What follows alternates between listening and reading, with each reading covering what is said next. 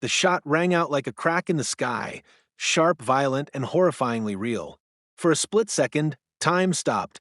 The birds scattered from the power lines above. A scream pierced the cold morning air. And then silence, except for the soft clatter of a wheelchair tipping sideways onto the pavement. I sprinted down the sidewalk barefoot, my heart pounding so loudly it drowned out the chaos. I couldn't feel my feet against the ground. I couldn't hear the sirens in the distance. All I could see was her, my daughter, my 12-year-old baby girl, lying motionless next to the bus stop sign, a thin red line trailing from her shoulder to the crack in the concrete. Her hands still clutched the fuzzy sleeve of her favorite sweater, the one with cartoon kittens. Her backpack had fallen open, books spilling into the gutter. And there she was, Karen, standing a few feet away, still holding the smoking gun in both hands like she'd just exterminated a rat. Her mouth twisted into something between triumph and fear. She blocked the sidewalk. She muttered, she was always blocking the damn sidewalk. Her voice trembled, but not from guilt, from anger, as if she were the one wronged. A neighbor shouted. Another knelt beside my daughter, pressing cloth into the wound. She's bleeding out. Call 911 again, someone yelled. I collapsed next to her, cradling her head with shaking hands. Her lips moved, barely. Her eyes fluttered. Daddy, the bus, she whispered. Then nothing. The cops showed up 8 minutes too late. Paramedics pushed me aside. Karen was escorted to the back of a squad car, but she wasn't handcuffed. Not yet. It was self-defense, I heard her say. She lunged. With the chair. I felt threatened. Threatened by a child in a wheelchair. That bus stop had always been her little moment of independence. Every morning, she'd roll herself there proudly, a tiny flag of courage waving in a world too busy to care. And now, because one woman decided a ramp was too inconvenient for her walking path, my daughter was fighting for her life. There were cameras, witnesses, but I knew how these things went. How stories get twisted, how victims become the accused when the shooter wears a polite smile and calls herself a concerned citizen. And in that moment, I knew my daughter wasn't just the victim of a bullet. She was the victim of cruelty hiding behind fake neighborhood rules and a system that lets it all happen in broad daylight. We moved into the Willow Creek community because it seemed perfect. Quiet streets, clean sidewalks, friendly smiles, the kind of neighborhood that sends out welcome cookies when you arrive and holds summer barbecues on cul-de-sacs. As a single parent raising a daughter with disabilities, I wanted more than just safety. I wanted community, stability, a place where she could grow up without being stared at, whispered about, or treated like a burden. My daughter, Ava, was born with a rare spinal condition that left her paralyzed from the waist down. But if you met her, you'd forget that within seconds. She was the kind of kid who lit up a room just by rolling into it. Witty, fearless, and impossibly kind. The kind of girl who named every squirrel she saw and left encouraging sticky notes in library books for strangers to find. Her wheelchair wasn't a limitation, it was just part of the adventure. And I swore I'd never let anyone make her feel less than because of it. The first few months at Willow Creek were peaceful. Ava quickly became a familiar face in the neighborhood. She made friends with a girl down the street, helped the elderly couple next door water their flowers, and even joined the community kids book club at the rec center. She had her routines, especially the bus stop. Every morning, she'd wheel herself 2 blocks to the corner of Elmridge and Maple, right beside a little bench and a painted yellow curb that marked the school pickup zone. It was her space, her independence. But not everyone appreciated that. The trouble started with notes, folded pieces of paper taped to our door or slipped into our mailbox. Please be mindful of the sidewalk rules. Wheelchairs should not obstruct pedestrian traffic. It's a safety concern when the ramp is used during peak walking hours. This is a community, not a special accommodation zone.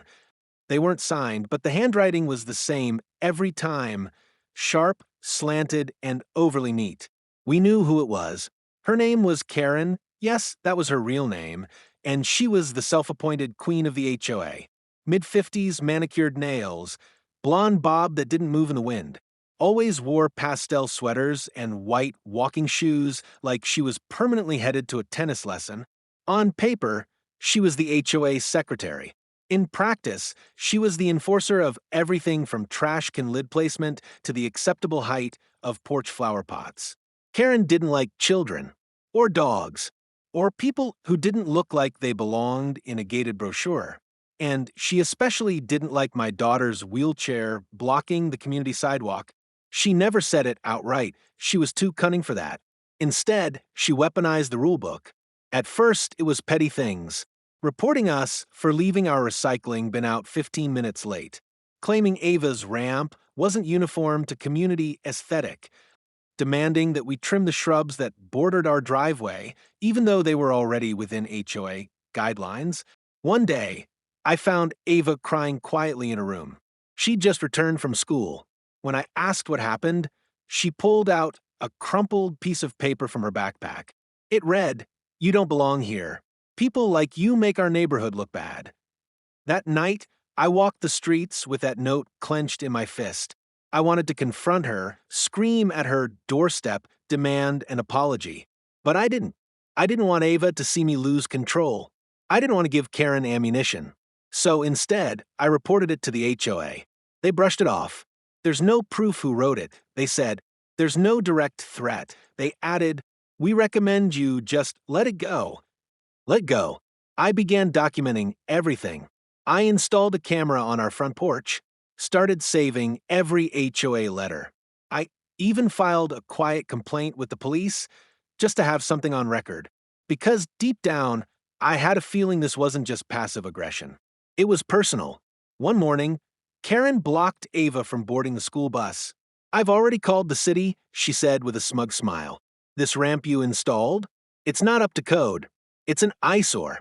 It devalues my property. Ava didn't respond.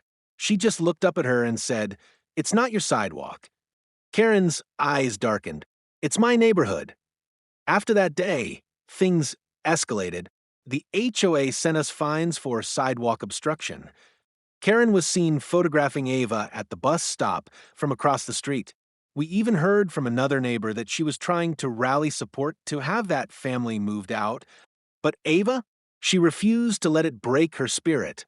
I'm not going to hide, Dad, she told me one evening while doodling cartoon flowers on her math notebook. If I hide, it means she wins. I smiled and nodded, but inside, I was scared. Scared because I'd seen that look in Karen's eyes, the kind that didn't just hate inconvenience, but hated difference. And that kind of hate, it doesn't go away with fines, or warnings, or polite conversations. It simmers, it plans, and in Willow Creek, it was just getting started. Spring came, but it didn't bring peace. By now, everyone in the neighborhood had taken a side, even if they didn't admit it aloud.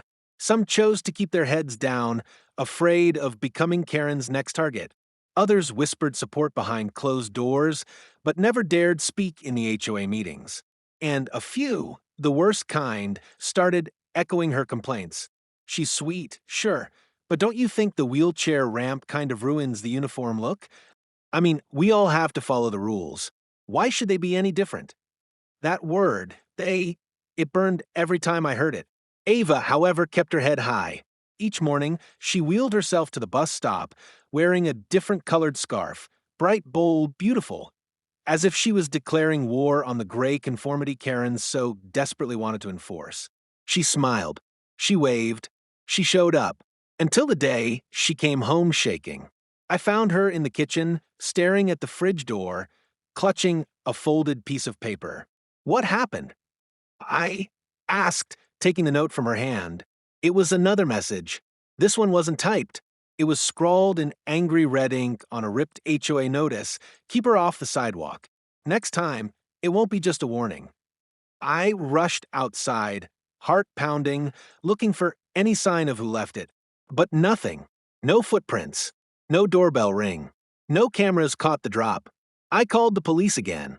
This time, the officer was polite, but tired. Unless there's physical harm, sir, it's still just a civil matter. Maybe consider mediation with the HOA Mediation? With a woman who thought my daughter's existence was a personal attack? I went to the next HOA meeting not to ask for permission or sympathy, but to demand change. The room was packed with familiar faces, but not a single one met my eyes. Karen sat at the front, clipboard in hand, her lips curled into a neutral expression that barely hid her satisfaction. When it was my turn to speak, I read the note aloud. This was left in our mailbox yesterday. My daughter found it, 12 years old, threatened in her own neighborhood. A few gasps, one or two murmurs, but Karen leaned forward and said, "Do you have proof that anyone from this room wrote it?" I stared at her. Do I have proof you breathe, Karen? Or do we all just assume that based on what comes out of your mouth? She frowned, but I didn't let up. If anything happens to my daughter, anything, I will hold this entire board accountable. You can hide behind policy, bylaws, whatever technicality you like. But make no mistake, I'll find a way to make sure every parent, every reporter, every lawyer hears her story. Silence. The meeting moved on. No action was taken. That weekend, someone slashed the tires on Ava's wheelchair van. That was when she stopped wearing the colorful scarves. Her smile dimmed, just a little. She still went to school, still waved to the bus driver. But she kept her eyes low. She stopped doodling, stopped singing under her breath. I noticed. I always noticed. And Karen? Karen got louder. She showed up at the bus stop twice in 1 week, phone out, recording Ava's arrival like she was documenting a crime. She's in violation of HOA Ordinance 6C, she told a group of onlookers. Sidewalks must be clear during designated hours. I've logged the time stamps. I've submitted 3 complaints. One morning, I walked Ava down myself. Karen appeared again. She doesn't need to be here, she said, blocking our path with her arms folded. There's a drop-off zone around the corner that doesn't interfere with the sidewalk. She doesn't need to be hidden, I snapped. Karen smiled without humor. You're escalating, sir. I'll have to report this interaction. Ava wheeled herself between us without a word.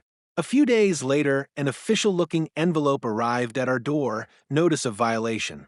Failure to comply with sidewalk usage regulations as outlined in HOA Rule 6C. Second offense. Penalty, $250 fine. Next offense may result in legal action. I crumpled the notice and tossed it in the trash. Then I printed it again and framed it above the doorway. Proof that we weren't imagining things. That this wasn't paranoia. Ava looked at it and asked, "Do you think she'll stop?" I couldn't lie to her. No, she nodded, quiet. Then we won't stop either, right? I looked into her eyes far braver than mine, and nodded. Right. But in my heart, I knew we were nearing the edge. Karen wasn't just angry anymore. She was obsessed. And people like that, they don't stop with fines. They escalate until something breaks. It was a Tuesday. The kind that felt harmless.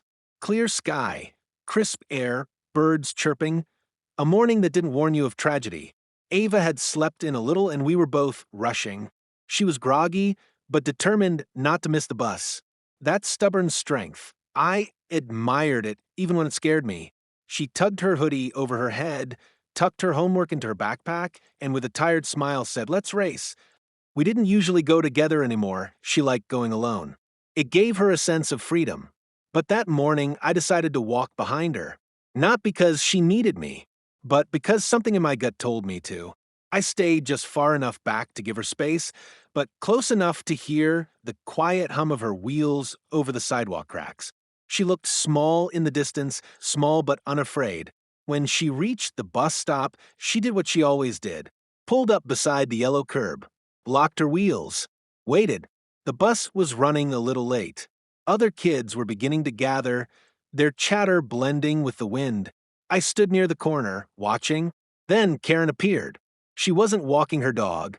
She wasn't holding a cup of coffee, like most mornings. She came fast, purposeful, clutching something beneath her coat. Ava noticed her. I saw her shoulders tense, but she didn't move. Karen stopped a few feet away and stared. "You're blocking the sidewalk again," she said sharply. Ava replied softly, "There's enough room." "You're in violation," Karen snapped, stepping closer. I moved forward, not running, just walking fast. trying not to escalate, trying to stay calm. Karen, I called. Back off. She didn't even look at me. You think you're special? She spat at Ava. You think the whole world has to bend for you just because you've got wheels? This isn't your playground. This is my neighborhood. Ava's voice was steady. I'm just waiting for my bus. And then she reached into her bag just to grab her water bottle. But Karen flinched. Her hand darted inside her coat and pulled out a silver pistol. My legs moved on instinct. I shouted. I sprinted. Ava froze. And Karen screamed. She lunged. The gun fired. A sharp, horrifying crack tore through the morning air. Ava's body jerked. Her chair tipped. She fell sideways, hard, onto the cold pavement. Time slowed. I heard the kid scream. A mother shout. Someone dialing 911. I dropped to my knees beside my daughter. Blood seeped through her hoodie. Her lips trembled, eyes fluttering. Dad, she whispered. I cradled her, pressure on the wound, panicking. Stay with me, baby. Please, stay with me. Karen stood there, gun still in her hand, breathing hard. Her face pale. No regret, no horror. Just a twisted calm, like she had finally done what she believed was necessary. She reached, she said again. She reached for something. A neighbor screamed at her. She's a child.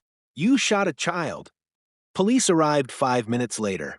Karen was detained, but not handcuffed. Not yet. She was aggressive, Karen told the officer. She wheeled toward me. Fast. I feared for my life. The officer glanced at Ava, who now lay pale and bleeding in my arms, her hands empty, her face a mask of pain. I wanted to scream, to lunge at Karen, to do something, anything, but the world blurred. I could barely breathe. The ambulance took her away. I wasn't allowed in at first. They needed space. Blood loss, possible spinal trauma, shattered clavicle, internal bleeding. They rattled off medical terms like a grocery list of nightmares. I drove behind the ambulance, numb. Every red light felt like a betrayal. Every second an eternity. At the hospital, they whisked her into emergency surgery. I sat in the hallway, hands stained red, shirt torn, heart silent. Someone gave me water. I didn't drink it. An officer approached, holding a clipboard. We need to ask some questions. Is she alive? I asked. He paused. She's in surgery. That's all we know right now. I answered their questions. I told them about the notes, the threats, the HOA, the meetings, the ramp, the daily harassment. I told them everything. And still, he asked, Do you know if your daughter made any sudden movements? I looked at him like he'd asked me if she barked. She's 12, I said, in a wheelchair. He nodded like he understood, but I could see the doubt in his eyes, or worse, the calculation. The attempt to weigh justification. Hours passed. Finally, the surgeon came out. He looked exhausted. She made it, he said. We were able to stop the bleeding, but there's nerve damage. She may lose partial function in her arm. We'll need to monitor brain swelling. I wept, not from relief, not yet, but from the sheer exhaustion of holding back the scream inside me since the shot was fired. They let me see her briefly. She looked so small in that hospital bed. Tubes, beeping monitors, machines keeping time while her body struggled to catch up. I held her hand, the one that wasn't bandaged, and whispered, You're the bravest girl I've ever known. Her eyes opened just a crack. Dad, I'm here. I didn't move fast, she whispered. She lied. I know. She closed her eyes again. That evening, the news ran a small segment. Local girl hospitalized after HOA dispute escalates. Karen's face blurred. The word self-defense repeated. No arrest made. It was then I knew. The bullet didn't just pierce Ava's shoulder. It pierced the illusion of safety I had worked my whole life to build. It destroyed the myth that if we just followed the rules, played nice, stayed quiet, we'd be left in peace. Because sometimes peace isn't taken away by criminals. Sometimes it's shattered by the people who believe they are the law. And they come dressed in cardigans, smiling, holding clipboards in one hand and guns in the other.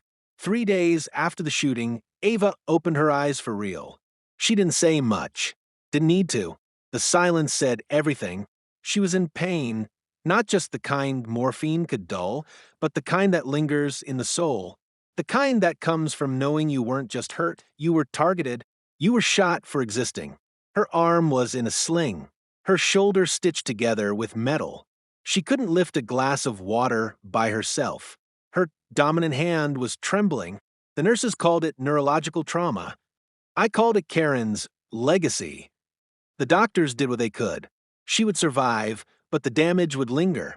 Nerve impairment, possible tremors, physical therapy, the medical bills stacked up like bricks around a grave. I hadn't even seen a single apology. Not from Karen, not from the HOA, not even from the neighbors who used to wave politely and now avoided eye contact in the grocery store. But the worst wound wasn't physical. It was watching Ava flinch whenever the doorbell rang. It was watching her avoid the window when a car passed by. My fearless daughter, the same girl who once rolled down a hill laughing, daring the wind to catch her, now startled at shadows. The police finally called. They wanted us to come down to the station and provide further detail. I thought it was progress. I was wrong. The detective, polite, firm, carefully neutral, walked us through their findings. The witness statements are mixed, he said. Some said they saw the girl reach into her backpack quickly. Others say she was simply adjusting her hoodie. I stared at him. She was pulling out a water bottle. He nodded. We understand. But from Karen's perspective, it could have appeared threatening. She's 12. She was moving fast. She's in a wheelchair. The silence stretched like barbed wire. Then he said the words I'll never forget. At this time, the district attorney has decided not to file charges. I laughed, not because it was funny, but because it was absurd. She shot a child, I whispered, on a sidewalk, with witnesses. And you're telling me that's legal?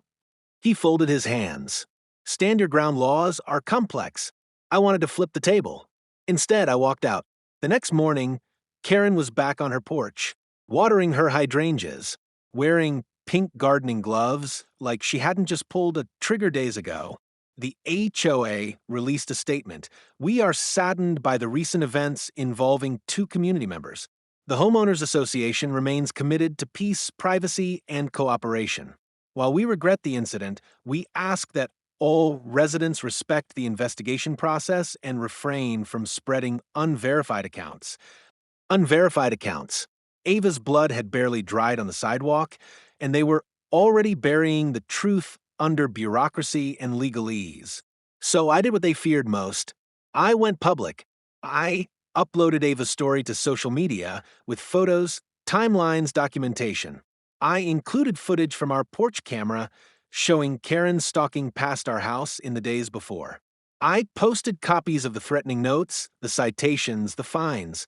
I told the world exactly what had happened, that a disabled child had been shot at a bus stop by a woman obsessed with HOA rules, and that no one, not the police, not the HOA, not the neighbors, had done anything to stop it. The story exploded. Thousands of shares. National headlines. Wheelchair-bound girl shot in HOA dispute. Hashtags. Protesters. Journalists at our doorstep. Ava's name became a rallying cry. Then the threats began. Not against Karen. Against us. She's faking it. They're just looking for money. This is why gun rights are important. You never know who's dangerous. I received anonymous emails.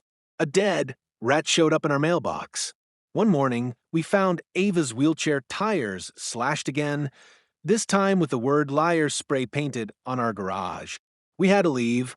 I packed up our things, rented a short-term apartment on the other side of the city. Ava's school arranged remote classes.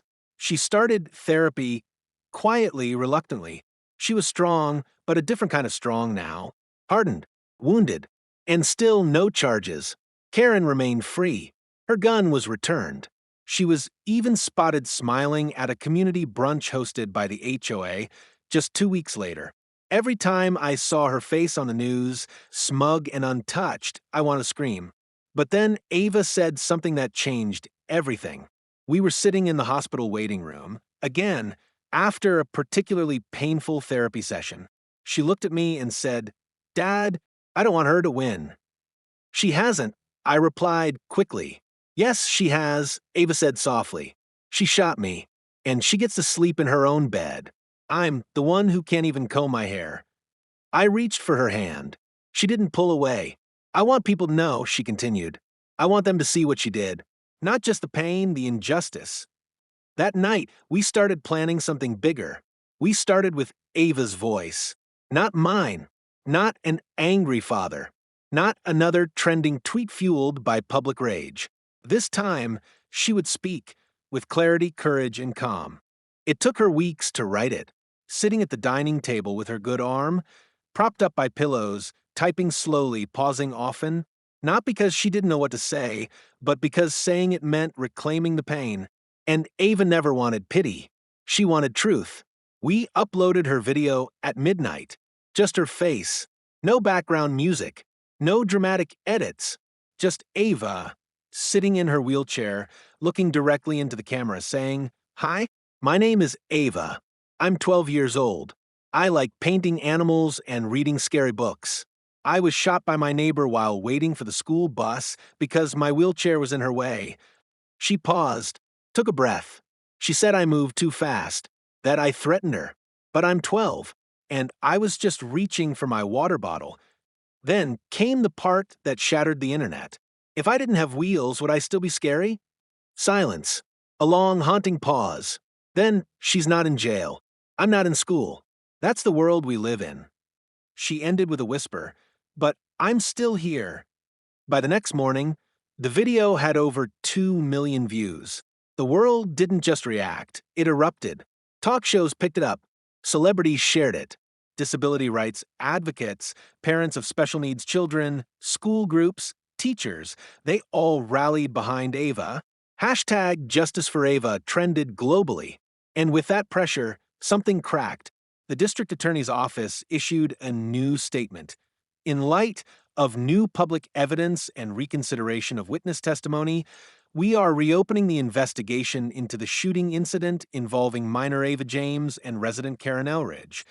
The day that statement was released, a real detective, not the one who saw her as a file, visited us. He asked better questions. He listened.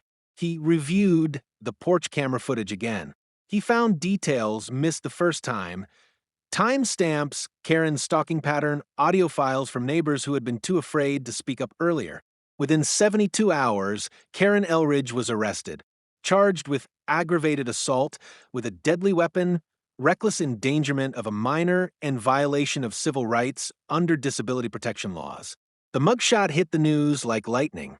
For the first time, the mask was off. No pink cardigan. No tidy gloves. Just a woman with fear in her eyes. Not because she was sorry, but because she'd finally been seen. The HOA scrambled to release another statement. We deeply regret any actions or inactions that may have contributed to this situation.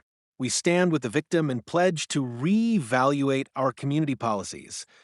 Too little, too late. Ava's story inspired others to come forward. Disabled kids who'd been bullied, harassed, dismissed. Parents who'd been fined for ramps, penalized for parking spots, made to feel like accessibility was an inconvenience instead of a right. A nonprofit reached out. They wanted Ava to speak at a national disability summit. She said yes. Another offered to cover her therapy and legal costs. We said yes to that too. But more than the support, it was the shift that mattered. The turning point. People finally stopped asking, what was in her backpack? And started asking, how did we let this happen in the first place? A month after Karen's arrest, while sorting Ava's hospital paperwork, I found something folded inside her old backpack, the one she had the day of the shooting. I hadn't touched it since that morning. Bloodstains had faded. But the weight of that day still lingered in every zipper, every crease. Inside was a letter, addressed to the HOA board, dated 2 days before the shooting. It read, "Dear Willow Creek HOA, I know some people in the neighborhood don't like me because I use a wheelchair. I try to stay out of the way. I try to smile. I try not to take up too much space. But the sidewalk is public. Just like everyone else, I have a right to be there. I'm not trying to be difficult. I just want to be normal. I want to wait for my school bus like everyone else. I want to go to book club.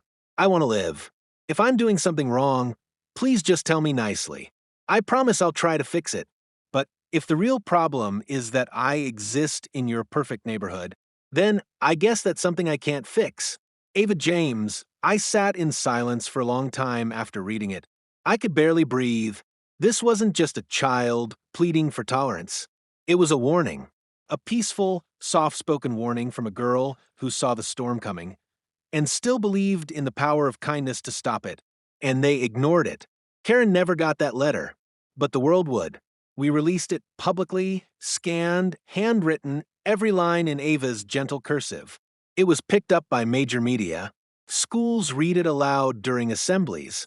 Advocacy groups printed it on posters. Universities asked permission to include it in ethics case studies. But the most powerful moment came at the courthouse. During Karen's arraignment hearing, Ava, still bandaged, still healing, sat in her wheelchair, facing the woman who had tried to erase her. Karen refused to look at her. Ava raised her hand. The judge permitted her to speak. She didn't give a speech. No trembling monologue. No tears. Just one sentence. I forgive you. Karen flinched, like the words had cut deeper than the bullet ever could. And that was the moment I realized Ava had won. Not because of lawyers, not because of the media, but because she refused to let hatred deform her soul. Because even after everything, she still believed in grace. 6 months later, the bus stop looks different. There's a new bench, donated by a local nonprofit. It's wider now with a concrete ramp on both sides. A plaque rests beneath the painted yellow curb. It reads, "In honor of Ava James, you belong." We never moved back to Willow Creek. We didn't need to.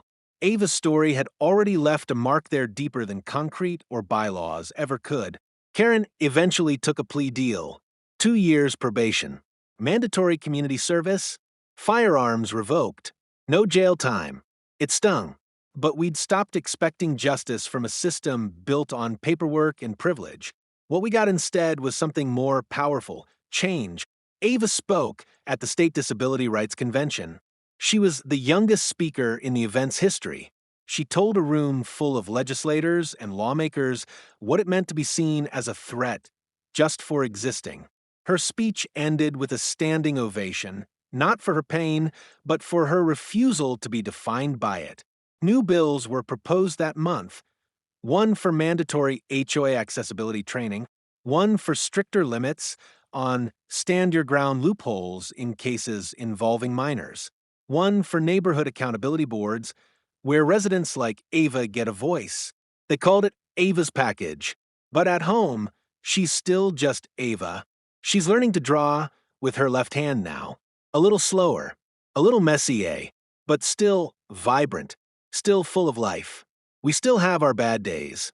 Triggers, flashbacks. The invisible bruises don't heal on schedule. But we laugh more now. We fight over which movie to watch. She insists on horror. I vote comedy. She usually wins. Sometimes when she wheels herself outside, she stops under the oak tree in front of our new apartment and just sits there quietly breathing. I used to hate silence, she told me one day. Now, I think it's what healing sounds like. I looked at her, this small girl who stood taller than anyone I'd ever known, and realized that for all the pain, all the loss, something beautiful had survived, not in spite of what happened, but because she refused to be silenced by it.